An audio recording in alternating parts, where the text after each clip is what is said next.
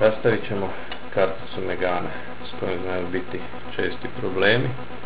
Kartica je zalivena plastikom, tako da se može jedino prerezati.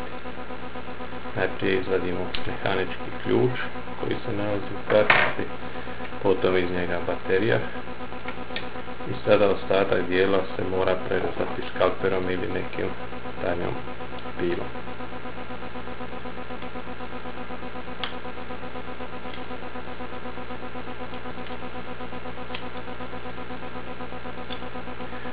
Ovo zna biti malo teže i radite samo s karticom koja ne radi i koju možete zanemariti.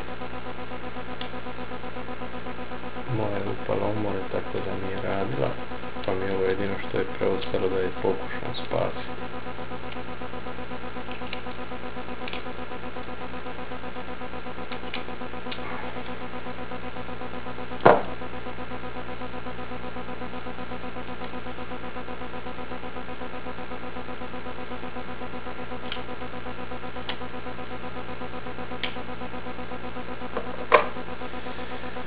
Ovih par točaka znaju karticu čvršće držati.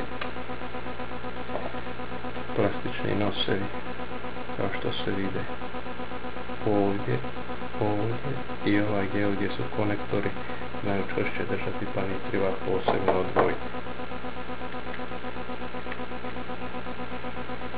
Iza toga Siemensova štampana kartica izlazi bez problema.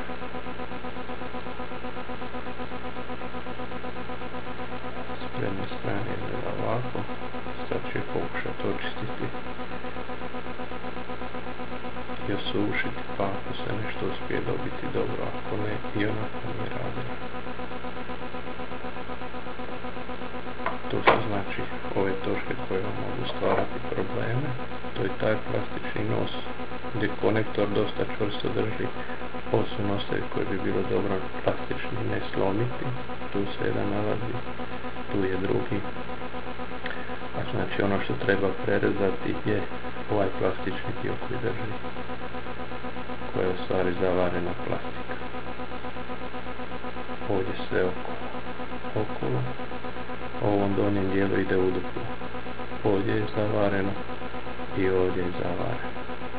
Ovaj ovdje dio, to je sve potrebno skalperom izrezati i ukoliko se uspije ispraviti, onda ćemo sekundarnim ljepilom ili silikonom ponovo učvrstiti sve nazad.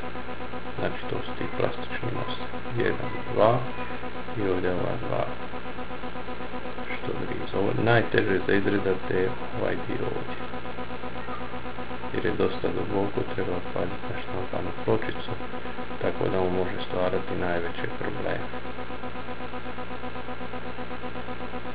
A ovo ostalo inače ide s tim da s obzirom da je zavarena od proizvođača nije predviđena za otvaranje, ali pokušat ćemo jer košta preko 1000 kuna, pa ako uspijemo bit će dobro.